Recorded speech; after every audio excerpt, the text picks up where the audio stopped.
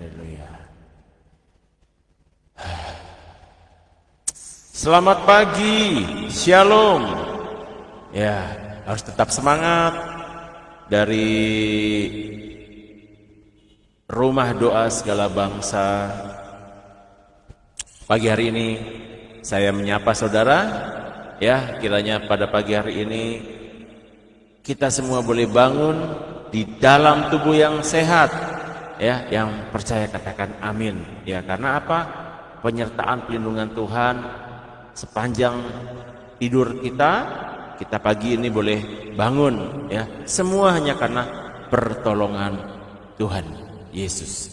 Ya, teman-teman, terima kasih, selamat pagi. Saya juga mau menyapa buat teman-teman saya yang ada, teman-teman pelaut saya yang ada di Jepang, yang ada di Hong Kong, yang ada di Filipina, yang ada di Singapura, yang ada di Australia, yang ada di Israel, yang ada di Sulawesi, Kalimantan, dan Jawa. Ya, semuanya kiranya ada dalam keadaan baik, dan saya juga mau menyapa sahabat-sahabat saya, ya, Rumah Doa Segala Bangsa, ya, dari komunitas Rumah Doa Segala Bangsa, dimanapun Anda bisa mendengar siaran saya pagi hari ini dari studio Rumah Doa Segala Bangsa. Oke, kita siapkan hati kita untuk mendengarkan kebenaran firman Tuhan. Sebelumnya kita berdoa. Bapa kami dalam surga, kami mengucap syukur. Engkau sungguh baik dan teramat baik, Tuhan. Terima kasih Bapa, di mana kami boleh bangun dari istirahat tidur kami dengan tidak kurang suatu apapun juga pada pagi hari ini. Dan pagi hari ini kami hamba mengundang kuasa Roh Kudus-Mu Tuhan, yang mengurapi hamba pagi hari ini untuk menyampaikan kebenaran firman Tuhan. Ya Bapa, untuk di live video, ya Bapa, kiranya dapat boleh berlangsung dengan baik, berikan jaringan internet, kelistrikan dengan lancar pada saat hamba menyampaikan kebenaran firman Tuhan pada pagi hari ini, agar Injil dapat diberitakan ya Tuhan, agar kabar sukacita itu dapat didengar ya Bapa oleh berbagai umat manusia. Tuhan, terima kasih, berkati akan studio RDSB ini, di mana hamba on air Tuhan, ya Bapa, berkati tempat ini, berkati Tuhan, ya Bapa, di dalam pelayanan penginjilan melalui jalur sosial media boleh berjalan dengan lancar ya Tuhan. Terima kasih Tuhan, berkati akan setiap jemaat Tuhan yang dan pembelajar firman Tuhan yang pada pagi hari ini mau dengan antusias untuk mendengarkan kebenaran firman-Mu. Firman-Mu tidak akan kembali dengan sia-sia. Firman-Mu akan menjamah pribadi lepas pribadi Tuhan yang mendengar khotbah pengajaran pada pagi hari ini. Di dalam satu nama, dalam nama Tuhan Yesus kami mengucap syukur. Haleluya, amin. Ya, saudaraku, saya tetap semangat. Kiranya buat teman-teman juga yang pagi hari ini bersama dengan Rumah Doa Segala Bangsa tetap ada dalam keadaan semangat. Saya hari ini mau membawakan khotbah ekspositori, khotbah pengajaran yang saya berikan judul pagi hari ini adalah belajar percaya dari iman Abraham.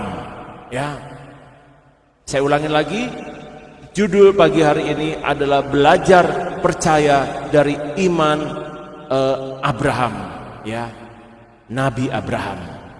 Firman Tuhannya diambil dari Kejadian 15 ayat 1 dan 6. Mari kita membaca firman Tuhan, ya. Oke, saudaraku, di pagi hari ini, ya, dari studio menunjukkan waktu jam 8 kurang 12 menit. Ya, saya terlambat, tapi tidak masalah. karena video ini dapat bisa Anda dengar ulang lagi. Ya, kita akan memulainya. Saudaraku, bukalah Alkitab saudaraku atau Alkitabmu di HP yang sudah Anda download, ya.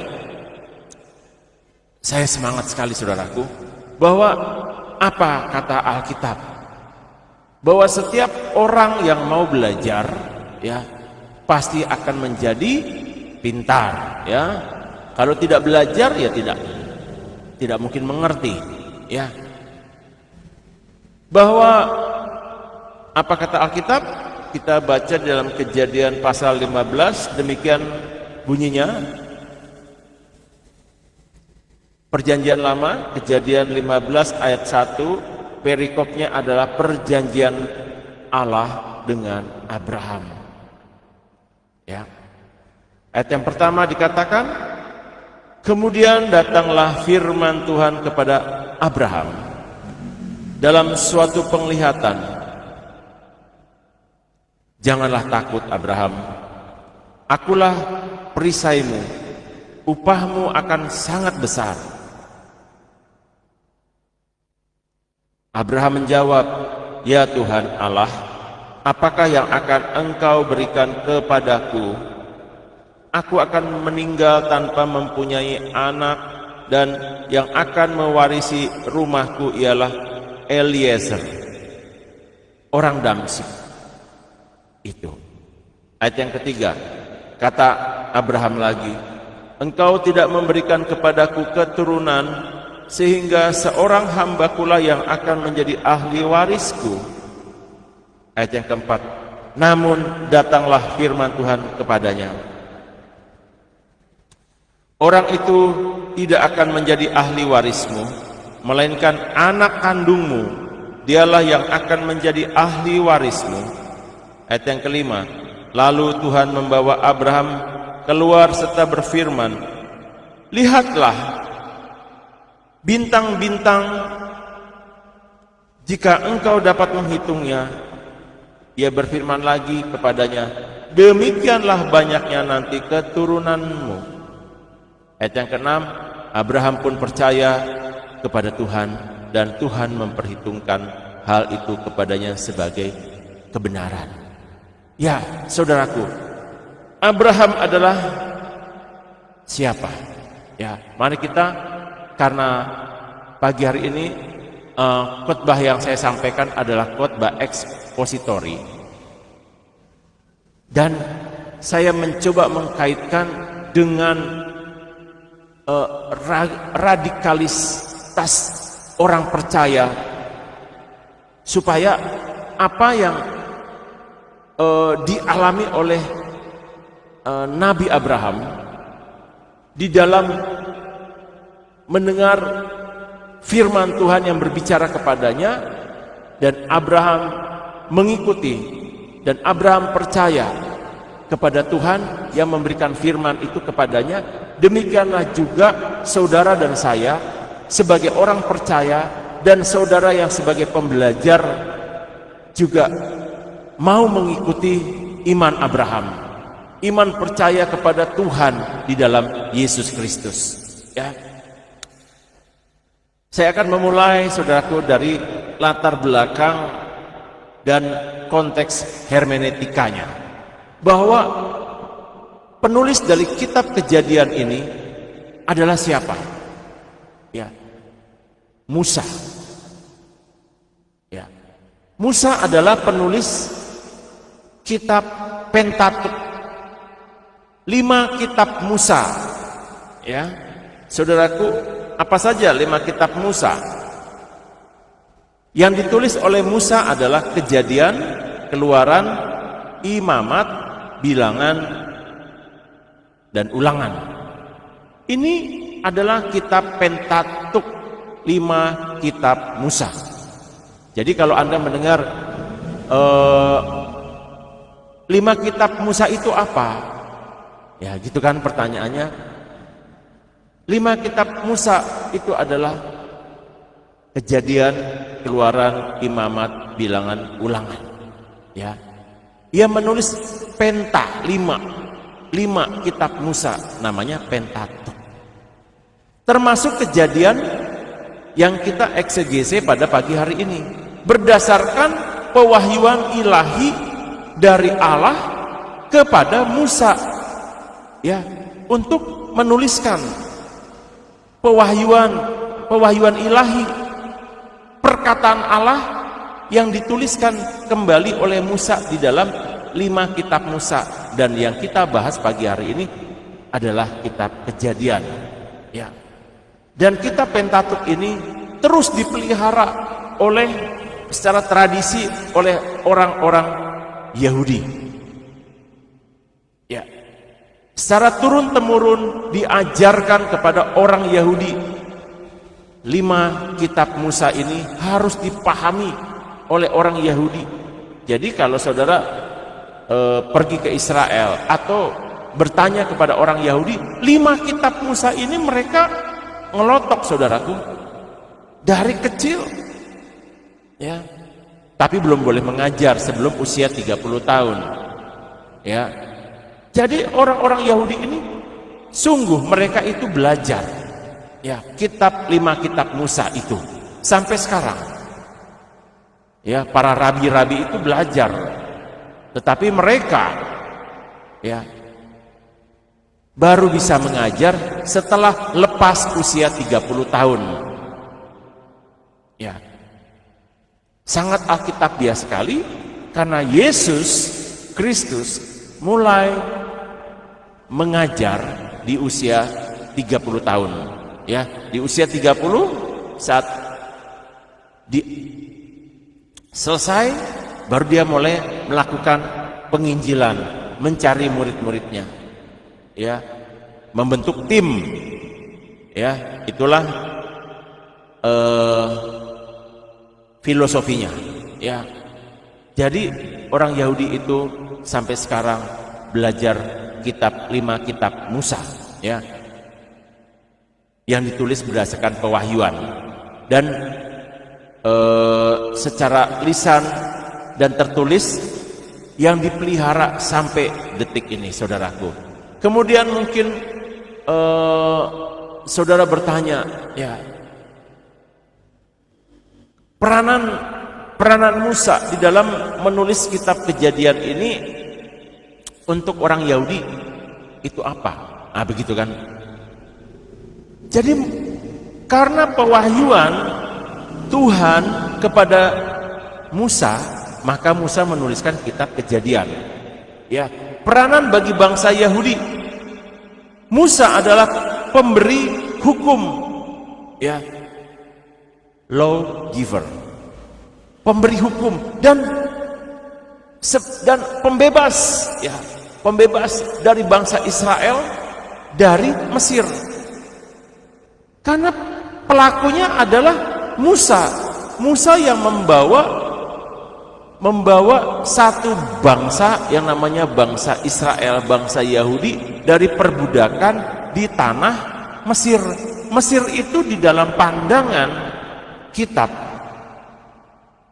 itu sebagai daerah yang gelap, ya, tempat di mana perbudakan bangsa Yahudi itu dilaksanakan di Mesir, ya. Tuhan tidak mau, maka umat pilihan Tuhan Israel ini harus keluar dari tanah perbudakan, karena Tuhan sudah mendengar jeritan tangisan dari orang-orang Yahudi yang ada di Israel, yang ada di tanah Mesir. Maka Tuhan berbicara kepada Musa untuk membawa bangsa Israel ini keluar dari perbudakan, ya. Ceritanya itu seperti itu, ya. Tapi Musa memberikan hukum, ya, hukum-hukum di mana diberikan saat perjalanan, ya, kisah perjalanan selama 40 tahun di padang pasir, di mana orang Israel ini dibawa ke tanah perjanjian. Itu bayangkan, saudara, itu 40 tahun. Padahal kalau kita lihat di peta, mungkin kalau ditembus dengan jalan kaki saja mungkin nggak nyampe setengah tahun, saudaraku, sudah nyampe. Nggak sampai 6 bulan sudah tembus, Tapi 40 tahun. Ya, kan apa?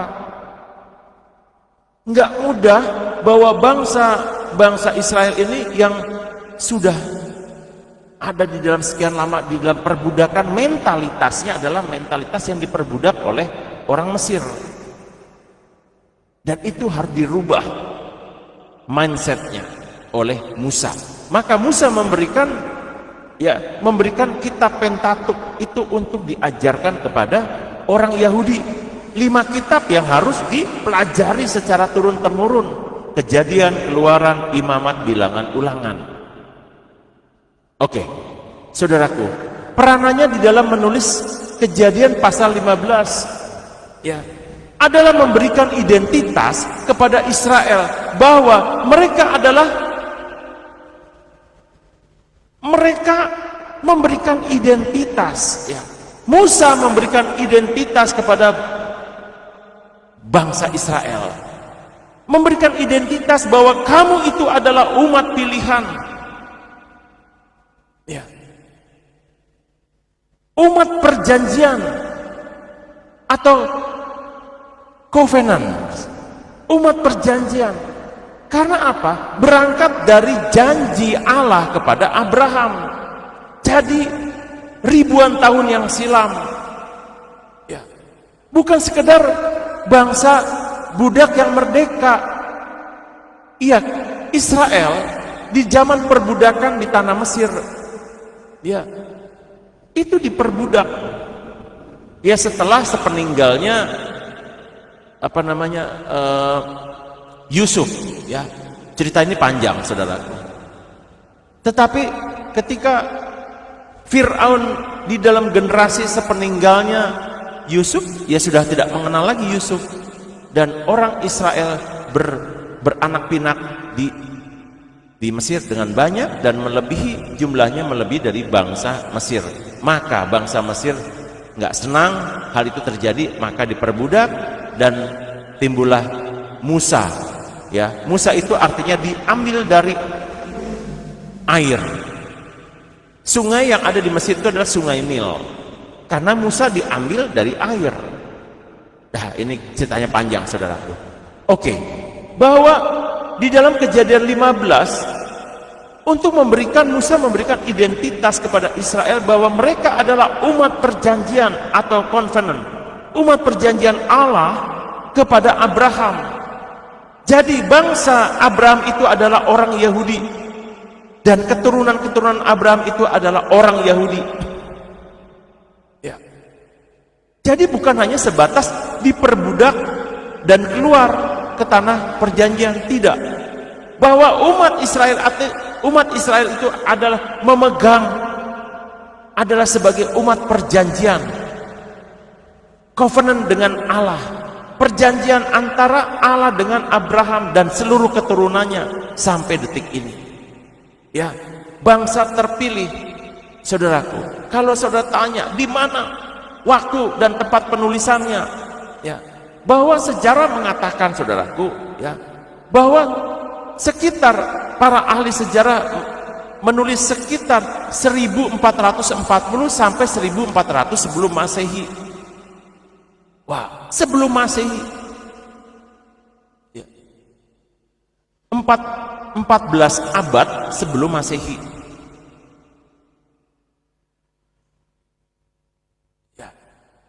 Jadi udah ribuan tahun yang lampau, saudaraku.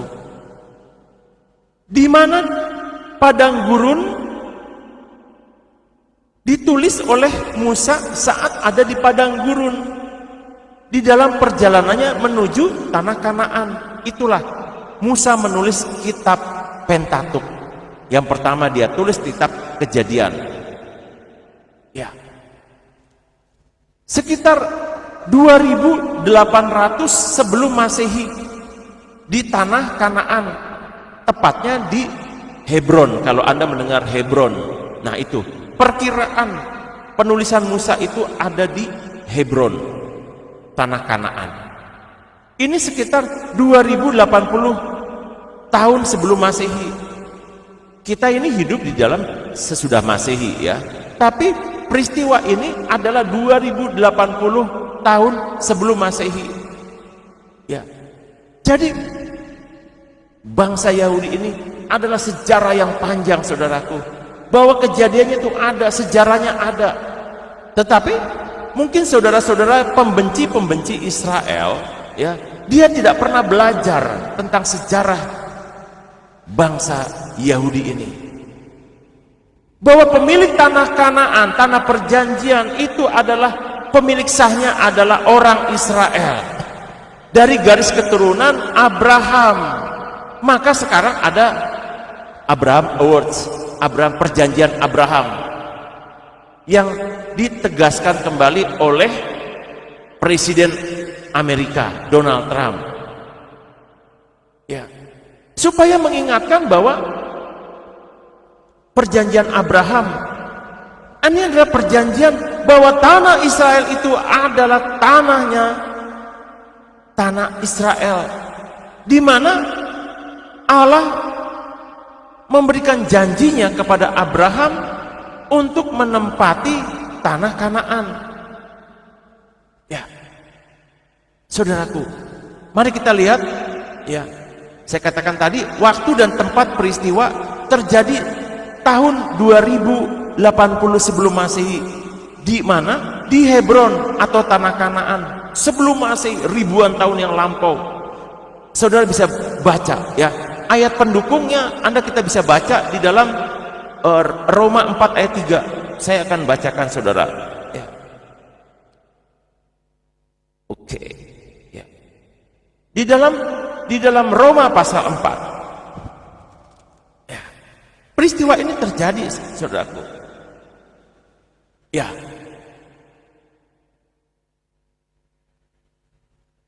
Ayat di Roma pasal 4 ayat yang ketiga, bahwa Musa itu menuliskan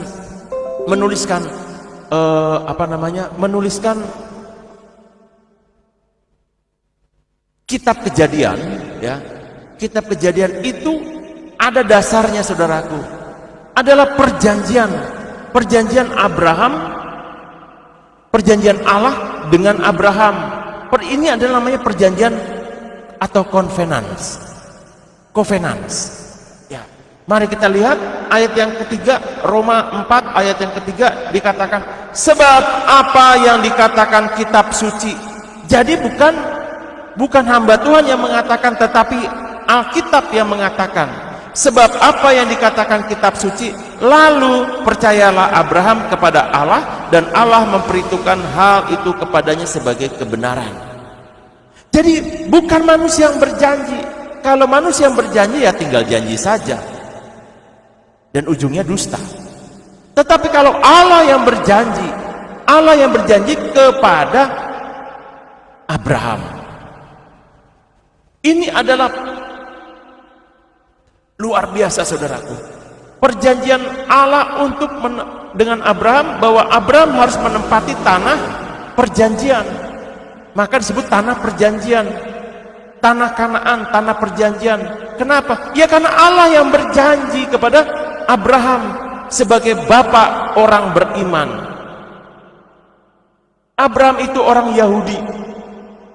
Jadi keturunan Abraham itu ya sampai sekarang adalah orang-orang Yahudi. Ya. Yahudi secara rohani dan Yahudi secara keturunan, garis keturunan darah.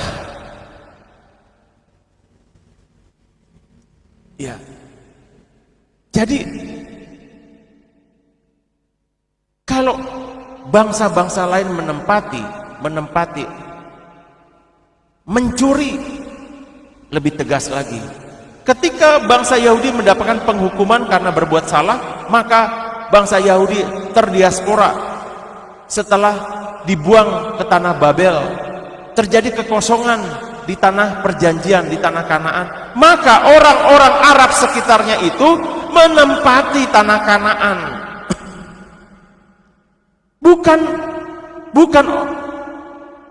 Bukan orang Palestina yang sekarang, itu adalah orang-orang yang menempati, orang-orang Arab yang menempati, menduduki tanah yang kosong ketika pemilik utamanya itu sedang dihukum di pembuangan di Babel selama 70 tahun di Babel. Setelah penghukuman 70 tahun, pemilik sahnya bangsa Yahudi kembali ke tanah, ke Yerusalem, ke kota Allah. Zion itu adalah kota alam. Jadi kalau orang kembali, orang Yahudi yang terdiaspora yang mendapatkan hukuman di tanah Babel, ketika kembali itu disebutnya Zionis, kembali ke kota Allah. Jadi perkataan Zionis ini, saudaraku, hanya bisa diberikan kepada orang Yahudi yang kembali ke kota Allah. Zion itu adalah kota Allah, saudaraku. Maka orang menyebutkan Zionis.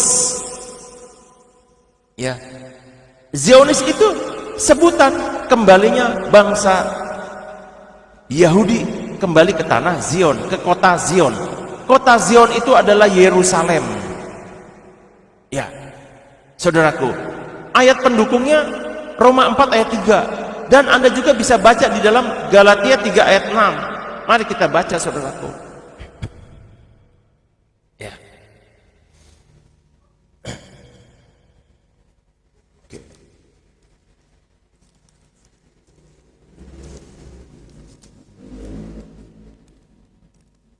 Ya. Saudaraku, memang kita harus belajar. Iya. Ya. Kita bisa membaca di dalam Galatia 3. Galatia 3 ayat 6. Oke. Galatia 3 ayat 6 juga dikatakan apa? Ya, di sini. Dengan cara itu jugalah Abraham percaya kepada Allah dan Allah memperhitungkan hal itu kepadanya sebagai kebenaran.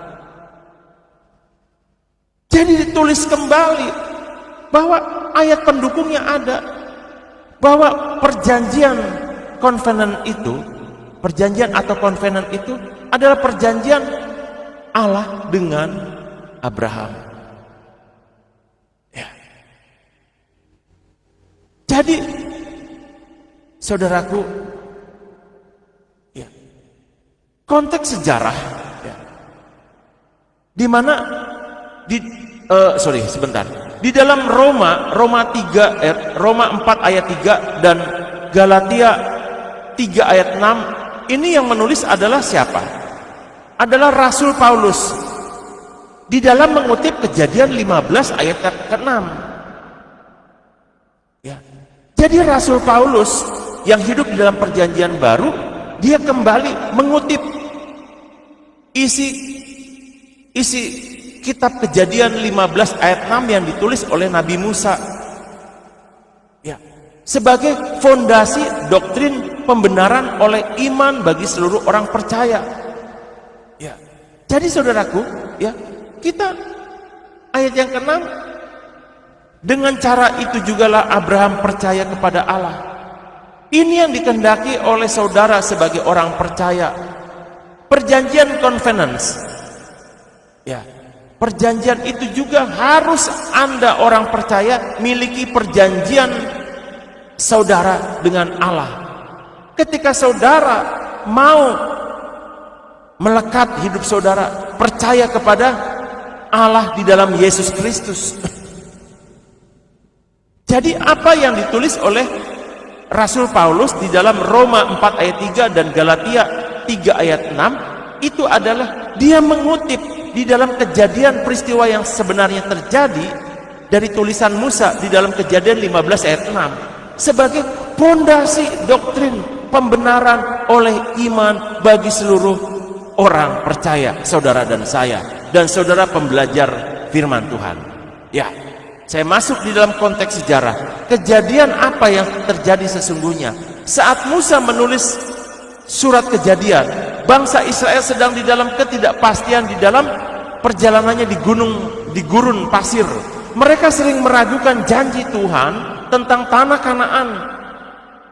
Ya, Musa mengangkat kisah Abraham untuk mengingatkan bangsa Israel yang dalam pembuangan menuju ke tanah perjanjian, dari Mesir ke tanah perjanjian.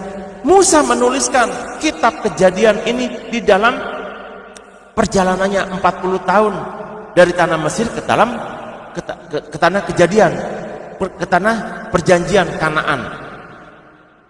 Supaya apa? Kisah Abraham ini untuk mengingatkan mereka bahwa nenek moyang mereka, nenek moyang orang Yahudi, nenek moyang orang Israel, Abraham juga pernah mengalami masa tunggu dan ketidakpastian, namun tetap percaya pada janji Allah yang mustahil secara biologis.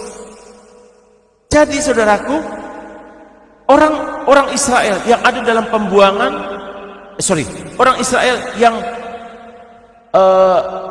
dibawa oleh keluar dari tanah Mesir ke tanah perjanjian, mereka tidak tahu apa yang akan terjadi di tanah perjanjian. Tetapi Musa menuliskan kitab Kejadian 15 ayat 6 itu untuk mengajar kepada bangsa Yahudi yang memberontak ini. Kamu percaya bahwa pemeliharaan Tuhan itu kamu harus kembali ke tanah perjanjian. Untuk mengingatkan itu harus ditulis ulang. Ya. Dan itu harus diajarkan oleh Musa kepada orang Yahudi. Jadi, apa yang terjadi di dalam kehidupan orang Israel di dalam penantian perjalanannya menuju tanah perjanjian, demikian juga terjadi kepada Abraham, ya, di mana masa tunggu ketidakpastian apakah dia memiliki anak atau tidak. Di dalam Kejadian 15 ayat 6, Musa yang sudah Abraham yang sudah tua, yang secara manusia tidak akan mungkin punya anak. Cara pikir manusia mungkin demikian, maka Abraham mengatakan, aku sudah tua, ya, aku ahli warisku nanti bukan dari garis keturunanku, ya. Maka timbullah Kejadian 15 ayat 6 ini.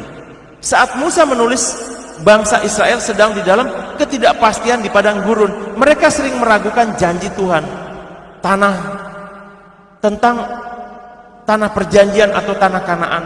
Musa mengangkat kisah Abraham untuk mengingatkan mereka bahwa nenek moyang mereka, Abraham juga pernah mengalami masa tunggu dan ketidakpastian, namun ia tetap percaya kepada janji Allah yang mustahil secara biologis.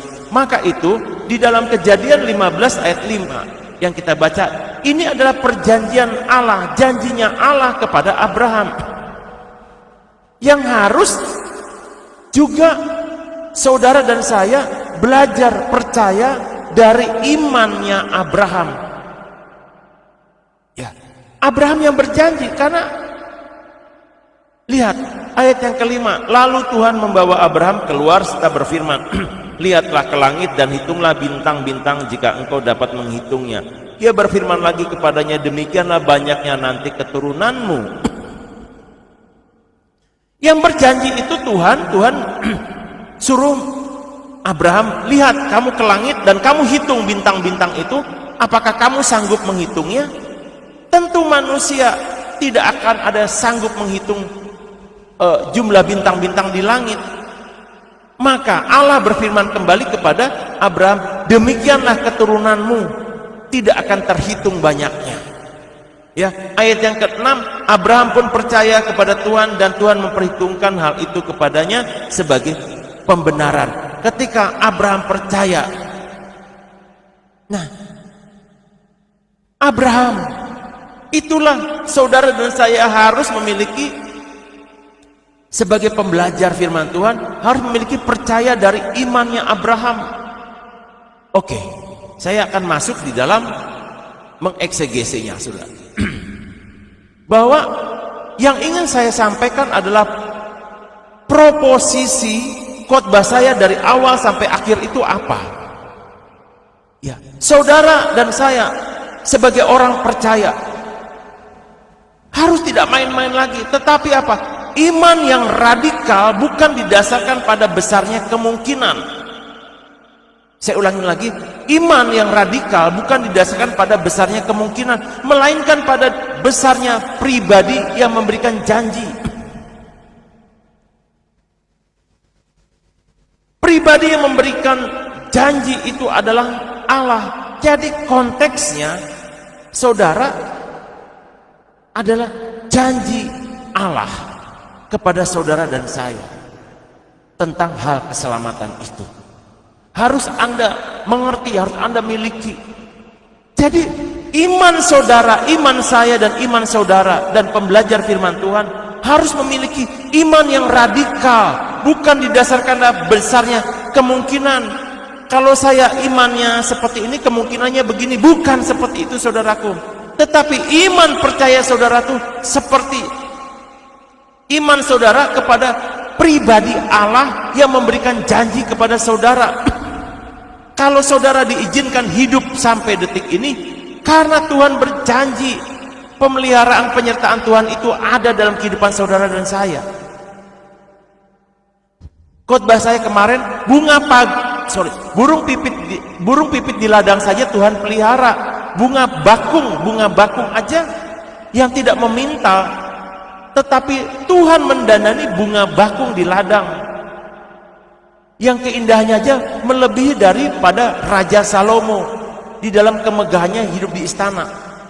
Jadi Tuhan berbicara pada hal-hal yang kecil, tentang burung pipit di udara yang Tuhan tetap pelihara, bunga bakung yang ada di ladang tetap Tuhan pelihara, tanpa meminta tetap Tuhan mendandani makhluk ciptaan Tuhan yang kecil ini. Terlebih engkau manusia, Tuhan akan lebih lagi mendandani saudara. Ya, jadi iman saudara harus seperti itu, saudaraku. Percaya kepada pemberi janji itu adalah Allah itu kepada saudara dan saya bagi orang yang percaya. Oke, di dalam Kejadian 15 ayat 1 sampai 6 kita akan belajar dari bapak orang beriman, yaitu namanya Abraham. Ya, tadi pendahuluan saya sudah buka bahwa Abraham menghadapi jalan buntu secara logika, namun memilih jalan iman yang melampaui segala perhitungan manusia. Bagaimana mungkin Abraham yang sudah tua usianya bisa punya anak? Bagi manusia sangat tidak mungkin, tetapi bagi Allah yang berjanji semuanya mungkin. Karena rancangan Tuhan di dalam kehidupan Abraham akan menjadi bapak orang percaya yang harus diikuti oleh generasi-generasi berikutnya. Keturunan-keturunan Abraham harus juga menjadi bapak orang percaya. Iman saudara harus menjadi imannya Abraham yang percaya, sebagai orang percaya yang beriman. Jadi saudaraku, di dalam ayat yang pertama mengatasi rasa takut dengan perisai ilahi, kita baca di dalam kemudian datanglah firman Tuhan kepada Abraham dalam suatu penglihatan. Jadi jangan takut Abraham, akulah perisaimu, upahmu akan sangat besar. Analisa hermeneutikanya saudaraku, ya, mengatasi rasa takut adalah dengan perisai ilahi. Ya, orang percaya itu memiliki perisai ilahi, pertahanan. Ya, pertahanan dengan perisai ilahi yang memerisai engkau, yang melindungi engkau itu adalah Allah. Maka analisa hermeneutiknya adalah Allah berfirman, ya, karena Allah yang berfirman, jangan takut Abraham, akulah perisaimu, upahmu akan sangat besar. Ini analisis secara hermeneutiknya ketika kita membaca ayat yang satu. Jadi memiliki makna apa? Ya, ayat 1 ini memiliki makna apa? Kata perisai, ya, bahasa Ibraninya adalah magen. Itu adalah perisai, berarti perlindungan Allah secara menyeluruh. Allah tidak memberikan benda, Ia memberikan dirinya sendiri sebagai jaminan. Allah bukan memberikan benda yang menjadi perisai saudara, tetapi dirinya sendiri yang menjadi perisai. terhadap kehidupan orang percaya. Ya. Kalau yang saudaraku, karena saya mengajarkan makna hermeneutiknya, saudaraku. Jadi di ayat yang ke-1 itu perisai bukan dalam artian perisai benda. Kalau tentara atau polisi itu kan punya perisai. Itu adalah ada makna rohani dan makna teologisnya. Makna jasmaninya ya memang bentuknya benda, perisai. Tetapi yang ingin saya katakan adalah makna teologis rohaninya. Allah sendiri yang melindungi saudara dan saya di dalam perisai. Karena apa? Kita sedang mengeksegese di dalam perjanjian lama kata perisai. Ya, kata perisai maknanya apa? Makna perisai di dalam perjanjian lama itu berarti perlindungan menyeluruh. Jadi perlindungan Allah secara menyeluruh dalam kehidupan orang percaya. Itu artinya perisai atau magian di dalam bahasa Ibraninya, saudaraku. Yang Allah tidak memberikan benda, Ia memberikan dirinya sendiri sebagai jaminan. Ya, siapa yang saudara yang percaya? Kepada orang yang percaya, maka saudara, kematian Yesus Kristus, ya, Dia itu untuk menebus dosamu dan dosa saya. Yang mengerti katakan amin. Dialah perisaimu, karena apapun perbuatan baikmu di dunia ini tidak akan ada keselamatan bagimu kalau engkau tidak percaya kepada Yesus. Karena dalam sebuah firman Tuhan mengatakan, aku adalah jalan dan kebenaran dan hidup. Tidak ada satu orang pun yang sampai kepada Bapa jika tidak melewati aku. Itu adalah perkataan Allah, perkataan Yesus kepada orang Yahudi, kepada murid-muridnya. Untuk murid-muridnya itu menyampaikan lagi kepada saudara dan saya sebagai murid. Jadi aplikasi di tahun 2026 seringkali ketakutan, saudaraku, ketakutan kita akan masa depan kita lebih besar daripada keyakinan kita pada Tuhan. Apakah demikian, saudaraku? Kita melihat berita-berita di mana-mana penuh ketakutan, kekhawatiran, kegelisahan, ancaman perang di depan mata kita. Ini akan terjadi, saudaraku, akan terjadi. Bangsa melawan bangsa, suku melawan bungsu, suku melawan suku. Ini akan terjadi. Tetapi sebagai orang percaya, saudara dikatakan jangan takut karena engkau akan dipisahkan antara domba dan kambing. Yang mengerti katakan amin, saudaraku. Anda tidak akan dikumpulkan. Ya. Di mana domba, di mana kambing. Saudara adalah memiliki makna Anda ini adalah sebagai domba-domba yang membutuhkan perlindungan, pertolongan Tuhan. Ya. Jadi saudara harus mendapatkan pengajaran, saudaraku. Tidak mungkin disatukan dengan kambing yang suka memberontak, yang ganas. Maka saudara, kalau saudara memelihara kambing, ya mulai dari kecil diurus baik-baik, sampai besar tetap aja menanduk, saudaraku. Menanduk tuannya, itulah simbol. Kalau saudara menjadi kambing, itu lambang pemberontakan, saudaraku. Tetapi kalau Anda sebagai domba, Anda adalah seorang murid. Domba itu adalah penuh tidak berdaya. Kerjanya hanya makan saja, tapi tidak pernah menanduk. Maka itu domba itu harus diajar. Domba itu mendengar suara gembalanya, tapi kambing tidak akan pernah mendengar suara gembalanya. Ya, ini adalah ilustrasi saya menggunakan dua binatang. Ya. Anda dan saya harus mau diajar seperti domba yang membutuhkan perlindungan dari seorang gembala. Ya. Jadi walaupun tahun 2026 ini seringkali ketakutan melanda hidup kita, tapi kita punya Allah yang besar, saudaraku. Maka itu ketika saya berkhotbah, saya mengajarkan kepada saudara, saya ingin mengingatkan lagi, saudaraku, engkau memiliki Allah yang besar di dalam Yesus Kristus. Belajarlah bahwa kehadiran Allah lebih dari cukup dibandingkan jawaban doa itu sendiri.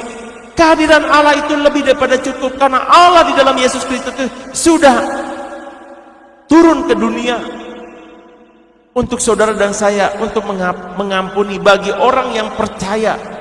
Maka berkali-kali saya mengingatkan, percayalah kepada Tuhan Yesus. Ya. Kemudian di ayat yang kedua, tiga dikatakan apa? Abraham menjawab, ya Tuhan Allah, apakah yang akan engkau berikan kepadaku? Aku akan meninggal tanpa mempunyai anak, dan yang akan mewarisi rumahku ialah Eliezer, orang Damsyik itu. Kata Abraham lagi, engkau tidak memberikan kepadaku keturunan, sehingga seorang hambakulah yang akan menjadi ahli warisku. Kejujuran di hadapan Allah. Abraham adalah teladan yang harus saudara ikuti.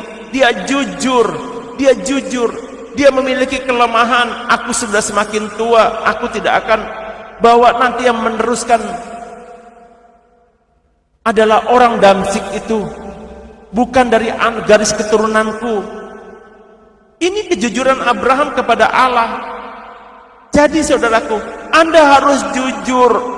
Kalau Anda lemah, Anda adalah manusia yang lemah, Anda harus jujur. Tuhan, tanpa pertolonganmu saya tidak mampu, karena saya sudah semakin tua, bahwa yang nanti meneruskan ahli warisku bukan dari garis keturunanku, tetapi dari orang lain. Tetapi apa kata Tuhan? Tidak demikian, tapi dari garis keturunanmu lah adalah yang akan mewarisi. Ya, jadi ketika kita membaca kejujuran di hadapan Allah, pergumulan di dalam logikanya Abraham, dia mengakui segala kelemahannya akan apa yang terjadi. Ini dibutuhkan pengakuan diri saudara kepada Allah, kejujuran saudara kepada Allah. Analisa secara teknis saudaraku, Abraham mengeluh tentang Eliezer.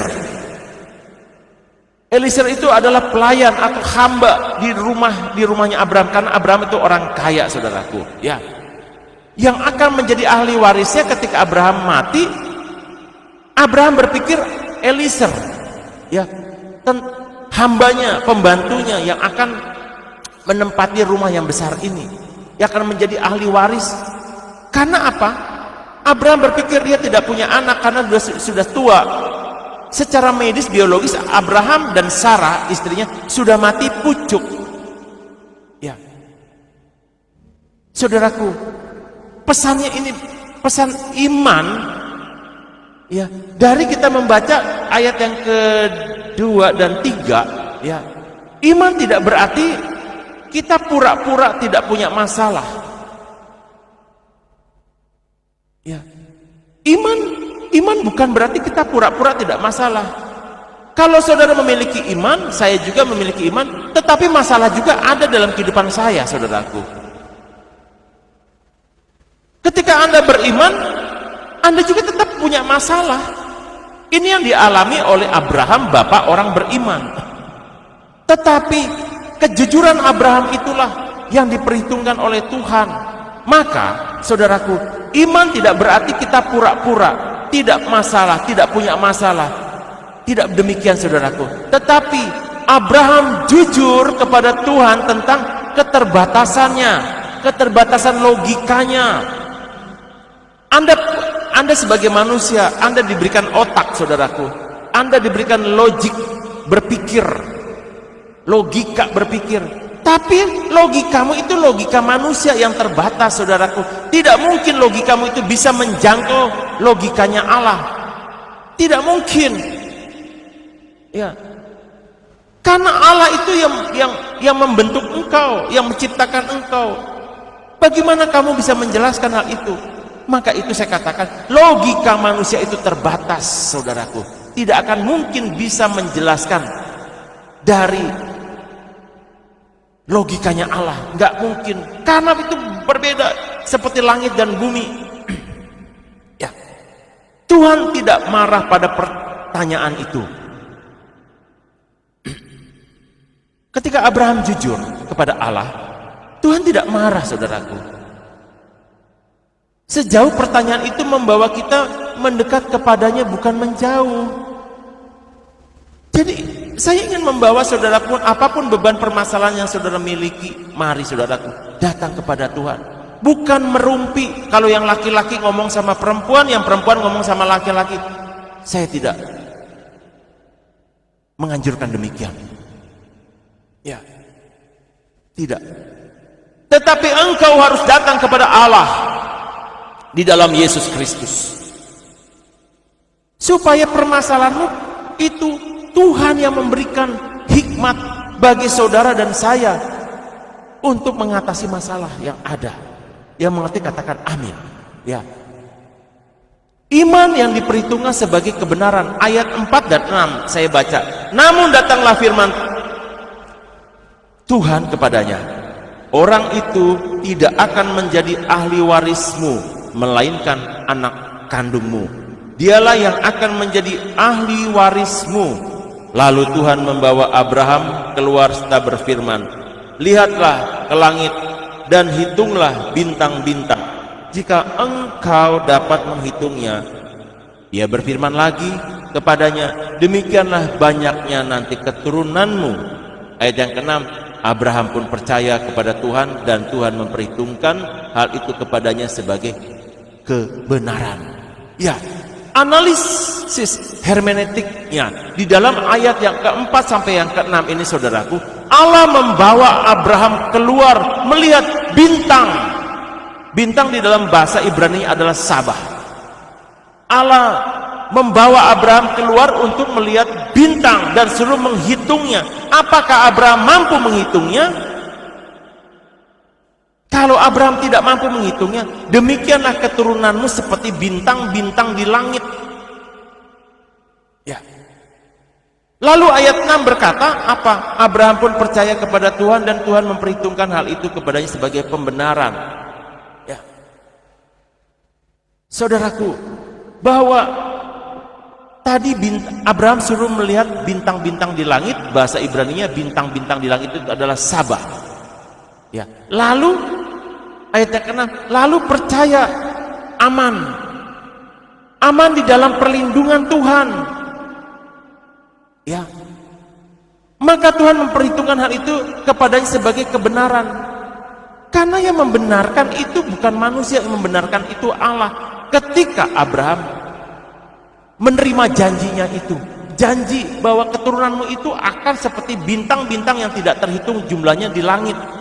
Keturunanmu lah Abraham yang akan mewarisi. Jadi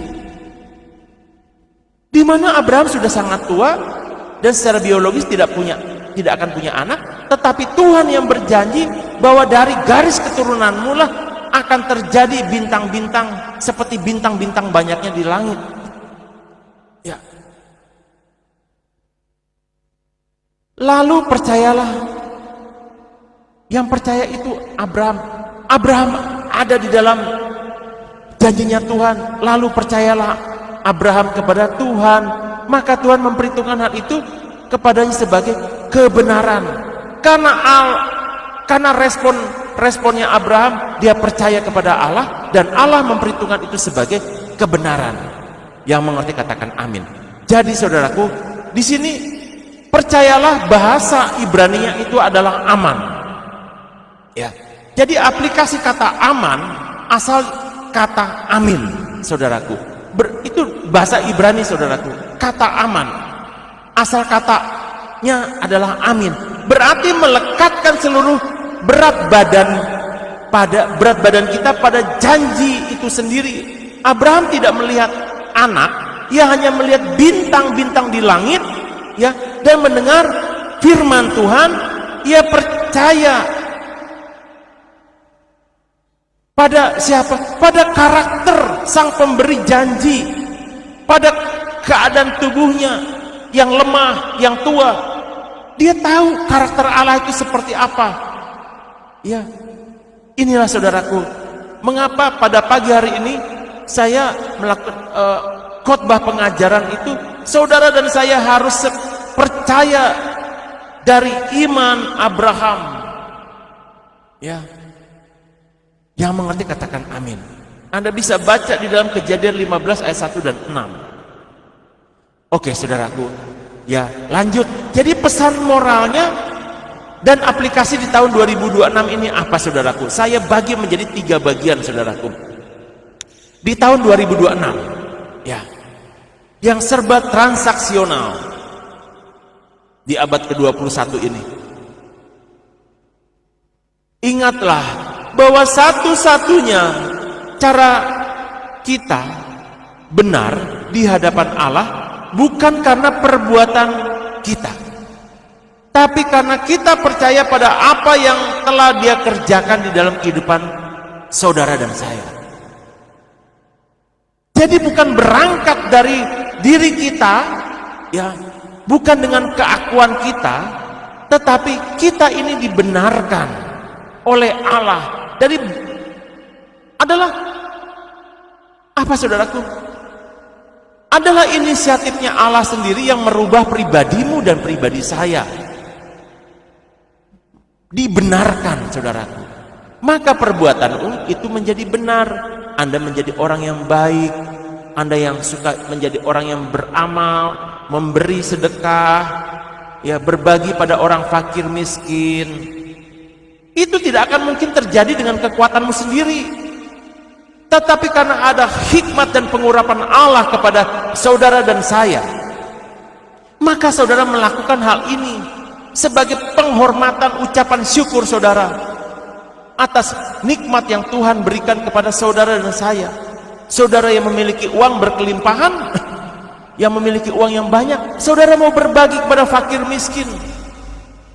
Saudara mau mendatangi orang-orang panti jompo, memberi sedekah atau mendoakan mereka. Ya. Saudara yang kaya memberikan tumpangan. Itu semua terjadi bukan karena saudara kuat, tetapi Allah sendiri yang bertindak untuk saudara. Maka hatimu menjadi baik, dan itu yang dibenarkan oleh Allah itu sendiri. Karena berangkat, jadi paradigma kita kalau kita menjadi baik, artinya bapakmu dan bapakku itu adalah Allah yang hidup. Tetapi ketika engkau menjadi jahat, bapakmu itu adalah iblis. Maka dari buahnya lah engkau akan mengetahui siapa dirimu, saudaraku. Sama seperti saya, ya, saya sebagai hamba Tuhan, mungkin saya tidak bisa memberi uang, tidak. Tetapi saya mengajar kepada saudara, membuka paradigma saudara menjadi dibenarkan. Bagaimana hidup iman saudara itu kepada imannya Abraham yang percaya kepada Allah, maka Abraham dibenarkan. Maka judul khotbah saya pada pagi hari ini adalah percaya dari imannya Abraham. Maka ayat yang ke-6 dikatakan, ya, Tuhan memperhitungkan hal itu kepadanya sebagai kebenaran. Wah, luar biasa. Jika Tuhan Allah yang kita sembah itu memperhitungkan dalam kehidupan saudara dan saya, ya, memperhitungkan hal itu kepadanya sebagai kebenaran. Kalau di mata Allah kita dianggap kita sudah dibenarkan atas perbuatan kita, waduh, luar biasa saudaraku bahagianya. Ya. Ini yang harus saya ajarkan saudaraku, ya. Percaya dari iman Abraham. Terus bagaimana visualisasi firman? Saat Abraham buntu, Allah menyuruhnya melihat bintang. Ya, saat Anda buntu di abad ini, berhentilah melihat layar ponsel yang penuh berita buruk. Mulailah melihat Alkitab yang penuh dengan janji Allah. Ya. Jadi ketika saya mengajar seperti ini saudaraku, saya mencoba memvisualisasikan firman itu, ya. Saat Abraham buntu, Abraham disuruh melihat bintang. Ya. Abraham disuruh oleh Allah melihat bintang. Itulah, kalau kamu bisa menghitung bintang-bintang di langit, demikianlah keturunanmu akan seperti bintang-bintang di langit banyaknya. Kalau engkau, saudara dan saya, mengalami masa buntu di tahun 2026 ini dan di abad ke-1 ini, berhentilah melihat ponsel. Karena semua berita-berita yang ada di gadget kita itu adalah berita-berita yang menakutkan, mencemaskan, mengkhawatirkan. Ubahlah dengan membaca firman Tuhan. Karena saya sebagai hamba Tuhan harus mengatakan ini. Berhenti melihat gadget, ubahkah menjadi baca firman Tuhan. Baca, saudaraku. Itu visualisasi firman, saudaraku. Ya. Mulailah melihat Alkitab yang penuh dengan janji Allah. Janji Allah itu ada di dalam firman Tuhan yang saya baca ini, saudaraku. Alkitab yang saya baca. Kemudian yang ketiga, ketekunan menunggu. Nah, iman Abraham diuji selama berapa? 25 tahun. Ya. Jangan menyerah. Jika doa Anda belum terjawab di bulan Februari ini, jangan menyerah, saudaraku. Imanmu diuji. Kalau Abraham saja diuji selama 25 tahun, ya, saat firman itu datang kepada Abraham, ya, Abraham percaya. Padahal udah tua usianya. Saat firman itu datang kepada Allah, dia harus menunggu. Harus menunggu baru di usia sekitar 75 tahun baru Abraham bertemu dengan Allah, dan Allah berjanji. Bagaimana di usia tua punya anak gitu? Tapi Allah yang berjanji. Maka Allah memiliki anak, ya, dari Sarah. Penantian ini cukup lama, saudaraku. Ya, Abraham dan Sarah ini menantikan anak cukup lama. Sudah tua. Ya, sebagai penutup, saudaraku. Ya, saudara, Abraham tidak menjadi besar karena kekuatannya, tapi karena ia memiliki Allah yang maha kuat. Janji Allah tidak bergantung pada situasi ekonomi atau kesehatan kita, melainkan pada kesetiaannya kepada saudara yang percaya kepadanya. Sebagai closing statement saya, saudaraku, logika manusia memiliki batas, tetapi iman kepada Allah menembus batas. Di tahun 2026 ini, jadilah Abraham modern, saudara dan saya, yang berarti berani berkata amin di tengah kemustahilan. Berhentilah menghitung bintang dan mulailah menjadi pencipta bintang itu ketika Anda percaya pada janjinya. Allah tidak hanya memberikan apa yang Anda butuhkan, tetapi Ia memberikan pembenaran dan kemuliaannya atas hidupmu dan juga hidup saya. Percayalah, sebab Allah tidak ada janji yang kadaluarsa di mata Tuhan atas kehidupan saudara dan saya. Yang mengerti katakan amin.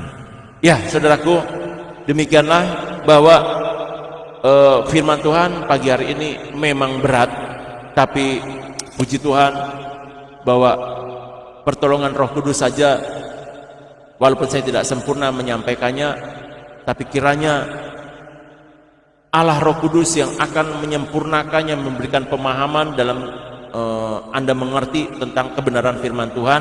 Dari khotbah saya pagi hari ini, belajar percaya dari iman Abraham, itu judul khotbah saya. Oke, terima kasih. Mari kita berdoa.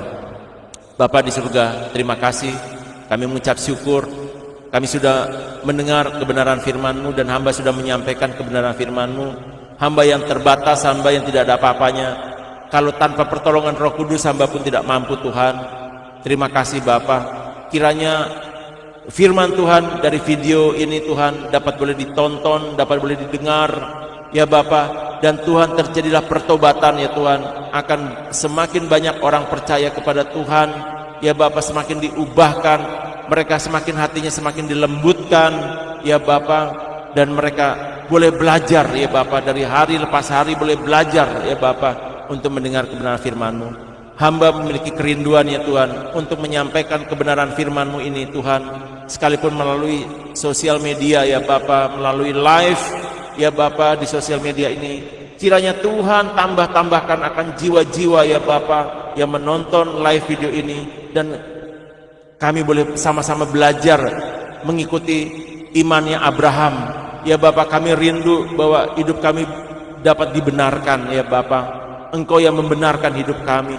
Kami rindu Tuhan, mampukan hamba Tuhan ya Bapa, mampukan hamba tetap memiliki konsisten untuk bisa live khotbah setiap pagi Tuhan ya Bapa, dan semakin banyak jiwa-jiwa yang datang kepada Engkau Tuhan.